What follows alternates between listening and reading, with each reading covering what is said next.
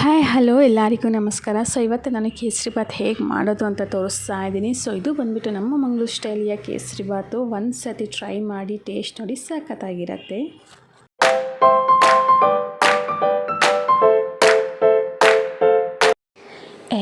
ಶುರು ಮಾಡೋಣ ಈಗ.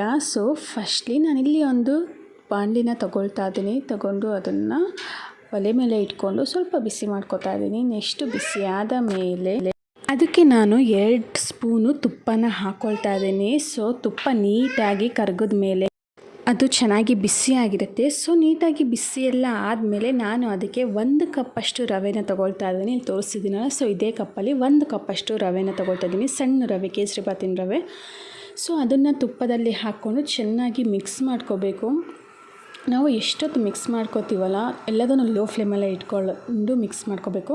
ಸೊ ಎಷ್ಟೊತ್ತು ನೀಟಾಗಿ ಮಿಕ್ಸ್ ಮಾಡ್ಕೋತೀವೋ ಅಷ್ಟು ಚೆನ್ನಾಗಿ ಅದು ಲೈಟ್ ವೆಯ್ಟ್ ಆಗ್ತಾ ಹೋಗುತ್ತೆ. ಆ್ಯಂಡ್ ಕಲರ್ ಸ್ವಲ್ಪ ಚೇಂಜ್ ಆಗ್ತಾ ಹೋಗುತ್ತೆ. ನೋಡ್ಬೋದು, ಕಲರ್ ಚೇಂಜ್ ಆಗ್ತಾಯಿದೆ ಆ್ಯಂಡ್ ಉದ್ರಾಗುತ್ತೆ, ಚೆನ್ನಾಗುತ್ತೆ. ಸೊ ಅದಾದಮೇಲೆ ನೆಕ್ಸ್ಟು ನಾನು ಪಾತ್ರೆಗೆ ಆ 1 ಕಪ್ ರವೆ ಏನು ತೊಗೊಂಡಿದ್ದೆ ಅದೇ ಕಪ್ಪಲ್ಲಿ 2 ಕಪ್ಪಷ್ಟು ನೀರನ್ನು ಹಾಕ್ಕೊಳ್ತಾ ಇದ್ದೀನಿ. ಸೊ ಅದಕ್ಕೋಸ್ಕರನೇ ಒಂದು ಅಳತೆ ಇಟ್ಕೊಂಡ್ರೆ ಚೆನ್ನಾಗಿರುತ್ತೆ. ಆ ಕಪ್ಪಲ್ಲಿ ನಾನು 2 ಕಪ್ಪಷ್ಟು ನೀರನ್ನು ಹಾಕ್ಕೊಳ್ತಾ ಇದ್ದೀನಿ.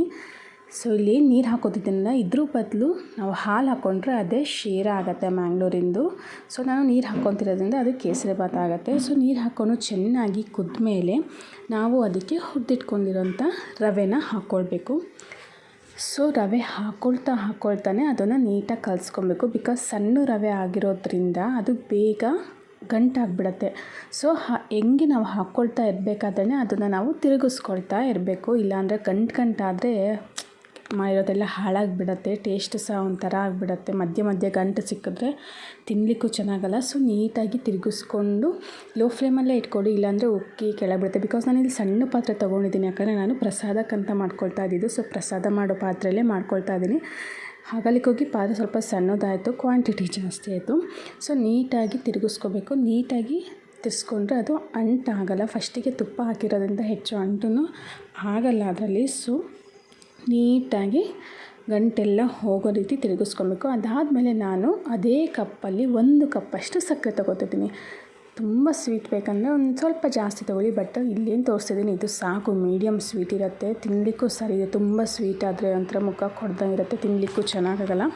ಸೊ ಇಷ್ಟು ಸಕ್ಕರೆನ ಹಾಕ್ಕೊಂಡು ನೀಟಾಗಿ ಮಿಕ್ಸ್ ಮಾಡ್ಕೊತೀನಿ. ಸಕ್ಕರೆ ಹಾಕಿದ್ಮೇಲೆ ಸ್ವಲ್ಪ ನೀರು ಬಿಟ್ಕೊಳ್ಳುತ್ತೆ, ಸಕ್ಕರೆದು ಏನಿದೆ ನೀರು ಬಿಟ್ಕೊಳುತ್ತೆ. ಸೊ ಆ ನೀರು ಡ್ರೈ ಆಗೋವರೆಗೂ ಚೆನ್ನಾಗಿ ತಿರುಗಿಸ್ಕೋಬೇಕು. ಸೊ ಚೆನ್ನಾಗಿ ತಿರುಗಿಸ್ಕೊಂಡ್ರೆ ನೀಟಾಗಿ ಸಕ್ಕರೆ ಮತ್ತು ರವೆ ಎರಡು ನೀಟಾಗಿ ಬ್ಲೆಂಡ್ ಆಗುತ್ತೆ. ಸೊ ನೋಡ್ಬೋದು, ಸ್ವಲ್ಪ ನೀರು ಬಿಟ್ಕೊಂಡು ಗಸಿ ಥರ ಆಗಿದೆ.